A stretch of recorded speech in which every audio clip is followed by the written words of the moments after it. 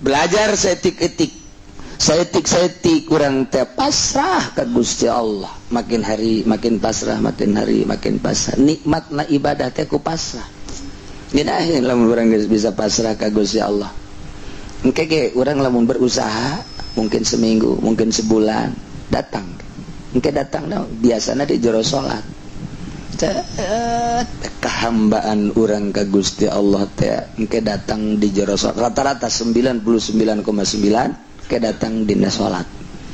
Urang mah kuarikan tengah hamba ka Allah zahir hungkul sehingga salat eta berat, salat eta capek sebab tengah hamba dibawa ku nafsu. Ketika ngahamba mah ngeunaheun ka Allah, Allahu akbar. Abdi datang ka Gusti teh ieu teh lain mawa atas nama kiai, lain atas nama haji, lain atas nama ustad, lain mawa atas nama bupati, gubernur, lain mawa atas nama polisi, lain mawa atas nama abdi. Abdi mah hamba Gusti. Ditukar di luar masjid kabeh. Disimpen abdi mah hamba. Geus neuleuh sasaha di jero masjid damai. Jasarua hamba. Eueuh sekat di jero masjid teh.